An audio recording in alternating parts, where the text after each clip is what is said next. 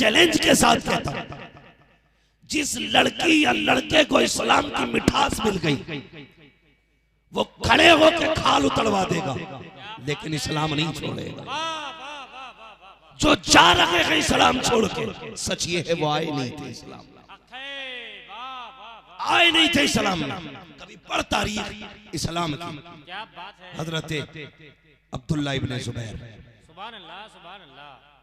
कौन है ये वो है जिन्हें बचपन में हुजूर ने अपने लुआब की गुट्टी दी थी। सुभान अल्लाह सुभान अल्लाह। ये हजरत अस्मा बिनते अबू बकर के बेटे, यानी हजरत अबू बकर के नवासे।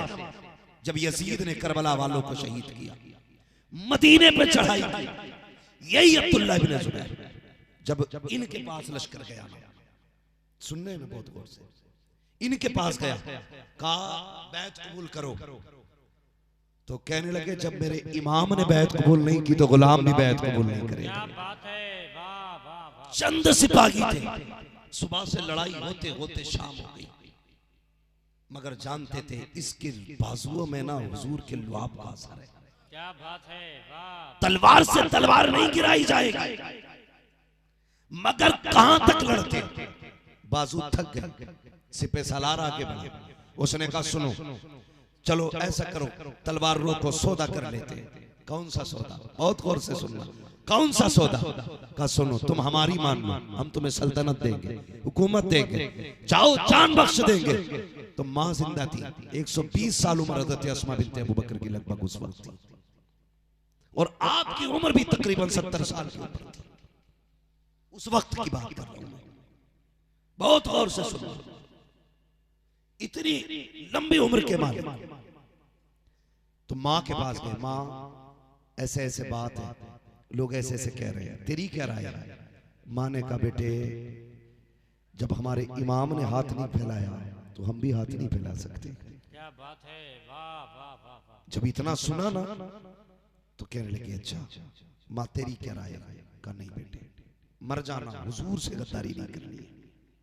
उठे, अंदर गए, लोहे की ज़िरा पहनी, माँ के पास आ गए, सुने, माँ के पास आ गए, कहने लगे माँ आखिरी बार सीने से लगना चाहता हूँ, मुझे नहीं लगता वापस आना है मुझे। माँ ने कहा ला सीने से लग जा। जब लगाया माँ ने ना, तो कपड़ों के अंदर लोहे की ज़िरा थी, माँ की चुभी। माँ ने कहा ये क्या है?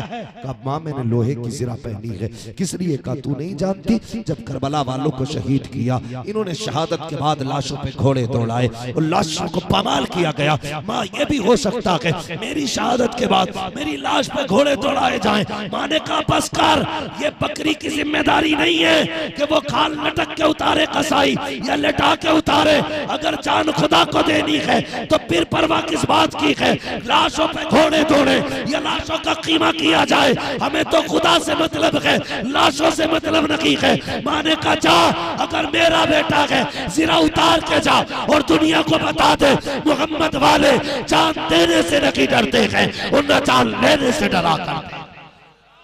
गौर से सुनना, हज़रत अब्दुल्ला इब्न ज़ुबैर आए, शहीद हो गए, लाश को चौक में टांगा गया। और माओ तुमसे गुजारिश है, तुझे क्या पता इस्लाम क्या है? तुझे तो बिना दुपट्टे के घूमने में मजा आता है, इस्लाम है क्या? किसी ने हजरत अस्मा बिनते अबू बकर से कहा तेरा बेटा शहीद हो गया। कहाँ है? कहा जालिमों ने चौक में लाश लटका रखी है। गई, जाके खड़ी, आंखों की रोशनी जा चुकी थी, लाश के पास खड़ी हुई। पास वाली एक खातून आई, कहने लगी अल्लाह आपको सब्र दे, आपके बेटे की लाश टंगी हुई है। आपने कहा बस कर, जरा ये देख मेरे बेटे की कमर पे तो जख्म नहीं है, ये बता खून किधर से टपक रहा है? कहने लगी माई तेरे लाल की सारा खून तेरे उसके सीने से टपक रहा है। उस माँ ने सजदे में सर रखा, मालिक तूने बुज़दिल बेटा नहीं दिया, तूने मुझे ऐसा शेर बेटा दिया है जिसने दीन के लिए एक भी जख्म कमर पे नहीं, सारे जख्म सीने पे खाए। ये थे दीन वाले लोग। हमें वो लड़की चाहिए जिसके सर पे दुपट्टा ना आता हो, हमें उससे इश्क करना है। लेकिन जब घर आबाद करने की बात आती है तो फिर हमें वो बेटी चाहिए जिसके सर से दुपट्टा नहीं उतरता। इतनी बात तो फाइनल हो गई, अच्छी नस्लें अच्छी माओ से पैदा होती हैं, जलील माओ की नस्लें जलील होती हैं। हम इतना तो समझ गए, अगर नस्ल बचाना है तो तालीम ये में बीए नहीं, अगर नस्ल बचानी है तो तालीम हमें कनीज़े फातिमा ज़हरा वाली देगी।